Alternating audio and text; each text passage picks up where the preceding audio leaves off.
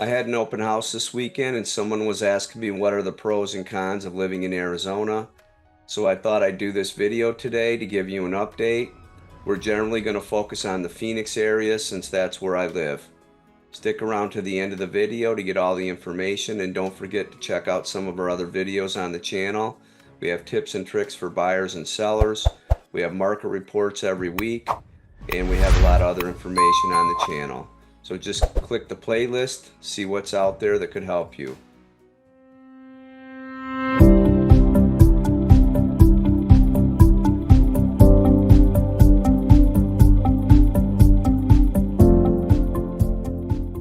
Hi, my name is Michael Smith. Some people call me Smitty. I'm a real estate agent in the greater Phoenix area, Scottsdale and Paradise Valley. In today's video, I thought I would do an update on the pros and cons of living in Arizona, because as we all know, there's no perfect place to live. So let's take a look at my list and discuss some of the pros and cons right now. So number one on the pros list, a reasonable cost of living. In general, groceries, property taxes, and state income taxes are cheaper than most western states. There's no death tax or inheritance tax in Arizona, which there is in other places. And property tax are some of the lowest in the U.S., and state income tax averages around 3.25%, depending on your income level. Number two, the weather. With over 300 days of sunshine, many people call Arizona a great place to live. You won't ever have to cancel an outdoor event, golf, bike riding, anything you do. I mean, it's amazing living here that we just don't have to think about things, versus when I was in Chicago and you planned everything for your weekend, and then the weather, there was always a 50-50 chance that you were going to get rained out or couldn't do what you wanted to do. But don't forget, here you need to wear a hat, you need to wear sunscreen, and you definitely need to drink a lot of water because it's dry and all your sweat and everything evaporates really quickly. The next thing we have in here is our economy. Our economy is really growing. The greater Phoenix area is now on the map. It was on the map years ago with Intel, and now it's all about Taiwan Semiconductor coming here. The Greater Phoenix Economic Council recently reported that we have around 50 companies from California that are opening up locations in Arizona. We have over 20 companies coming over here from Asia, and we have over 8 companies coming over here from the UK. So Arizona is definitely on the map now, especially since we have a lot of technology companies over here. And don't forget, we have Amazon and Apple that have a footprint here. Good urban planning. I mean, Arizona, or Phoenix, basically was built on a grid system. Everything is primarily north, south, east, and west.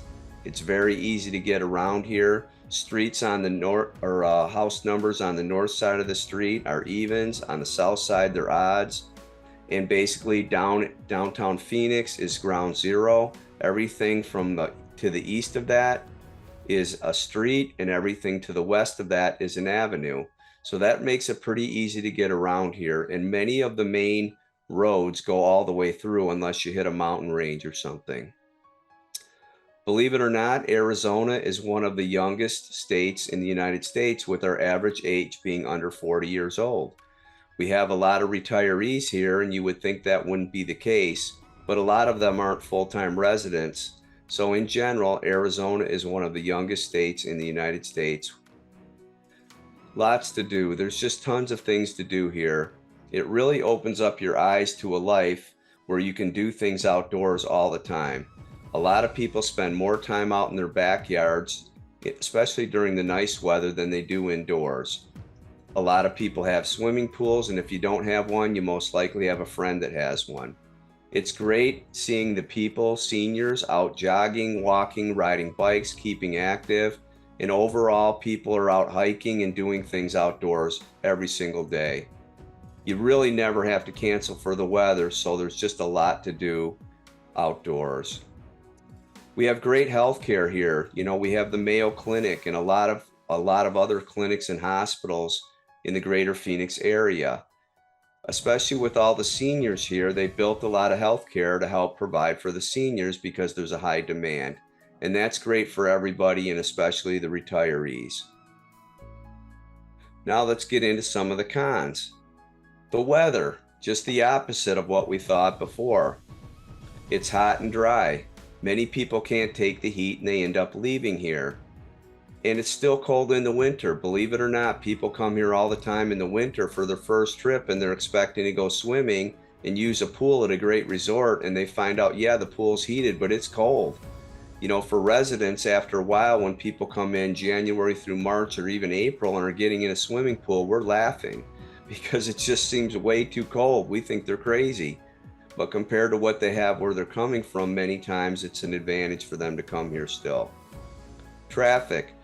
Though it's nothing like Los Angeles or any major city, it's growing. The freeway traffic is getting worse all the time, but because we are a fairly new city, they're always expanding the freeway and giving you a lot better ways to get around, especially with the influx of all the new residents. The growing cost of living. If you're coming from other Western states, you're going to find it's more reasonable. But if you're coming from the Midwest or Chicago or Florida or some of those other states, even Texas, you're going to find that it's a little more expensive to live here, and it's primarily in the housing. The housing has gone up dramatically after COVID-19, when we had the huge influx of the people from California, Washington State, and Colorado coming over here. Now, another negative of cons is the dry weather and growing allergies problems that we have here. A lot of the residents will have a skin doctor on speed dial so that they can call them and go in for an annual checkup for that. And don't forget to wear a hat. And many people here suffer from allergies. Years ago, people moved here to get away from allergy problems. And now with all the grasses that are being planted, a lot of trees from the Midwest, people bring their landscaping from their old home out to Arizona. And right now there's more allergies than ever. And because we have a lot of dust and we're so dry, that aggravates it for some people. And last, we get more residents coming here from Western states, high crime states, and states with a lot of homelessness. People are fleeing that. Arizona's bound to change. You know, Arizona in general is a pretty middle of the road area politically, but with new people coming in with new ideas and everything, it's only time will tell how that's going to change Arizona. Right now, there's a lot of people that are actually longtime residents that are leaving and finding another place to go. But overall, people in Arizona, I find them very nice. I really enjoy living here. Every time you go to the grocery store, people seem to have a smile on their face. And there's a lot of people here from everywhere. So that's what I love about it. I moved here from Chicago and everybody was nice. There's a lot of Chicago people out here. And what's great is we have a lot of bars for the football that you can go and find your team at one of the local bars and watch the game. So these are just some pros and cons of living in Arizona in the greater Phoenix area. Thanks for watching. We have your back with Arizona Real Estate. We love the opportunity to earn your business. Please share this, like our video, and share it with some of your friends and family. Take a look at our other videos, and thanks for tuning in.